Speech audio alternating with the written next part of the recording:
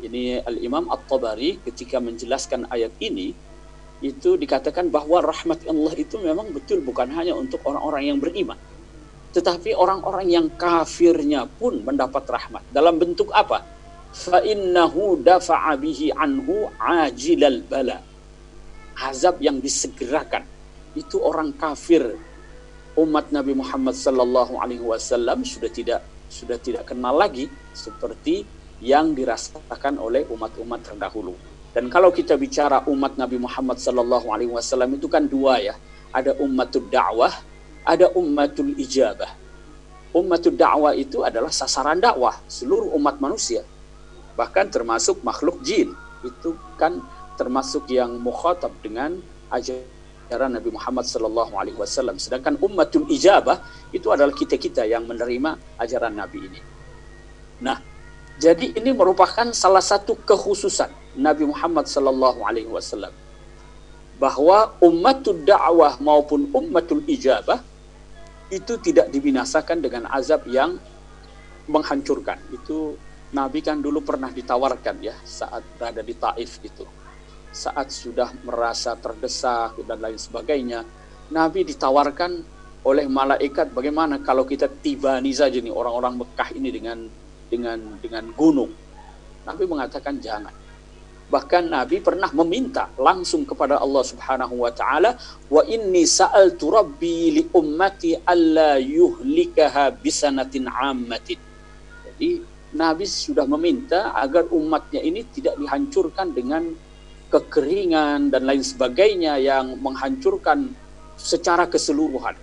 Dan itu dikabulkan oleh Allah Subhanahu wa taala dengan mengatakan, wa inni a'taituka li ummatika alla uhlikahum bisanatin ammah. Saya penuhi permintaanmu itu agar umatmu tidak dihancurkan dengan kekeringan atau hal-hal lain yang membinasakan dalam satu waktu atau secara serentak ya. Nah, kemudian itu saya kira dari hadis atau sikap Rasulullah Sallallahu Alaihi Wasallam. Kemudian yang ketiga yang menjadi landasan saya untuk cenderung mengatakan bahwa ini bukan azab atau murka Tuhan itu adalah fakta sejarah ya. Fakta sejarah.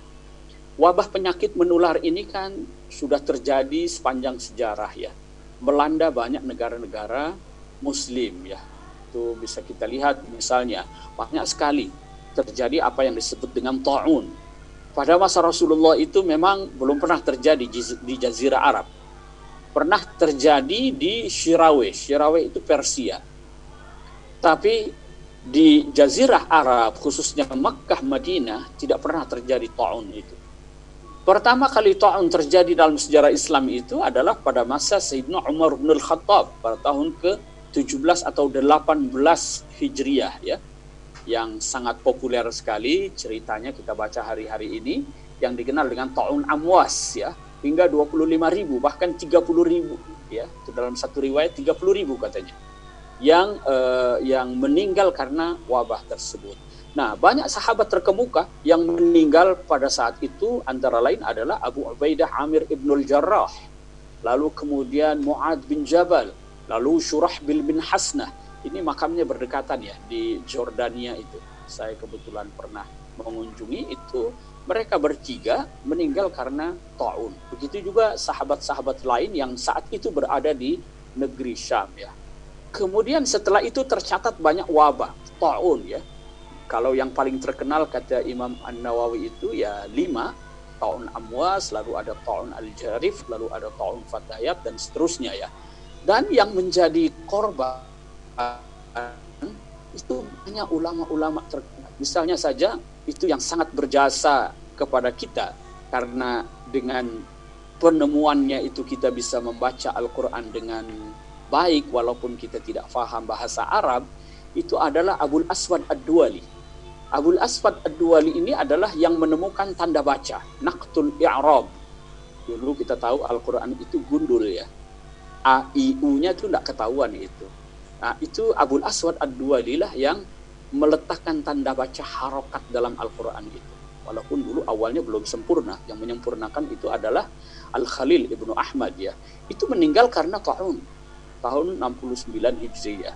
Lalu ada ulama madhab Syafi'i, Tajuddin As-Subki, itu juga meninggal karena ta'un.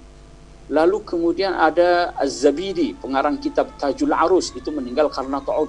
Banyak lainnya. Saya kok tidak sampai hati untuk mengatakan bahwa mereka ini adalah orang-orang yang terkena azab atau murka dari Allah Subhanahu wa taala lantaran meninggal karena ta'un ya. Itu beberapa argumen yang saya jadikan dasar ya. Nah, kalau begitu kita sebut apa ini? Saya lebih cenderung menamakannya sebagai atau menyebutnya sebagai musibah kemanusiaan ya. Musibah kemanusiaan. Kalau kita sebut musibah kemanusiaan berdasarkan ayat-ayat Al-Quran itu, musibah itu kan terjadi karena bima kasabat aidikum, karena kelalaian manusia ya, kelalaian manusia. Baik dalam hubungannya dengan Allah Subhanahu wa taala maupun dalam hubungan antara sesama manusia dan alam semesta. Jadi karena kelalaian manusia, baik dalam hubungannya kepada Allah Subhanahu wa taala maupun dalam hubungannya kepada sesama manusia dan alam semesta. Kemudian kalau kita katakan itu musibah, maka ini adalah ujian dan cobaan. Sekaligus juga sebagai teguran dan peringatan. Ya, sebagai teguran dan peringatan. Bagi orang-orang yang beriman, ini adalah cobaan dan ujian. Sedangkan bagi yang kafir atau ahli maksiat, ini adalah teguran dan peringatan. Teguran dan peringatan. Mengapa saya lebih cenderung untuk menyebutnya musibah kemanusiaan daripada azab atau hukuman? Yang pertama, kalau kita lihat hukuman atau azabun istiqsal itu kan terjadi karena apa? Karena mereka menantang Allah Subhanahu wa taala. Mereka mendustakan ajaran para rasul ya. Ini kan yang terjadi pada umat-umat terdahulu kan begitu. Kalau Covid kan tidak penyebarannya itu. Bukan karena menantang Allah dengan mendustakan ajaran para rasul. Kemudian kalau yang namanya azabul istiqsal itu memang hanya menimpa orang-orang kafir. Terbukti misalnya wa najjaynal ladzina amanu ma'ahu, kan selalu begitu itu ya. Yang diselamatkan adalah nabi tersebut dan kelompoknya atau umatnya yang beriman. Nah, sementara COVID-19 ini kan menginfeksi siapa saja ya, yang mukmin, yang kafir, yang zalim, yang dizalimi. Lalu kemudian jadi bukan hanya khusus orang-orang kafir, orang-orang muslim juga banyak yang kena.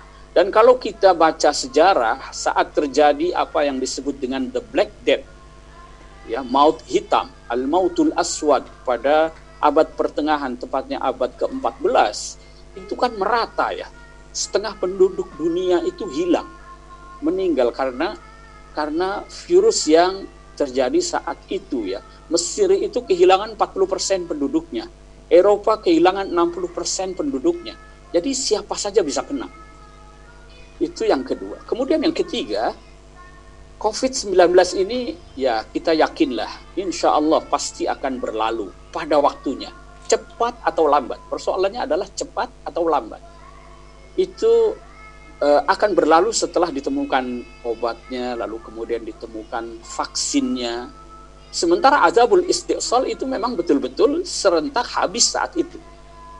Jadi dia tidak perlu obat gitu ya. Dia tidak perlu vaksin. Nah, kemudian di dalam banyak hadis itu memang ditemukan ya hubungan antara bencana dengan kemaksiatan. Saya bukan tidak percaya itu, saya percaya karena memang hadis-hadis sahih mengatakan demikian. Misalnya ya, lam tadharil fahishatu ala qaumin qat hatta yu'linu biha illa fasha fihim at-ta'un. Jadi kalau orang sudah berani melakukan kemaksiatan, ini bayangkan saja di muka publik tadi ya, kita mau mengaji saja itu sudah ada yang nyebar-nyebar begituan ya, fahisyah itu luar biasa memang ya, secara terang-terangan. Nah, ini illa fasya fihim at-ta'un, seterusnya. Ada ciri-cirinya, termasuk gempa bumi, termasuk banjir dan lain sebagainya. Itu ada kaitannya dengan kemaksiatan atau dosa yang dilakukan oleh manusia. Saya percaya itu.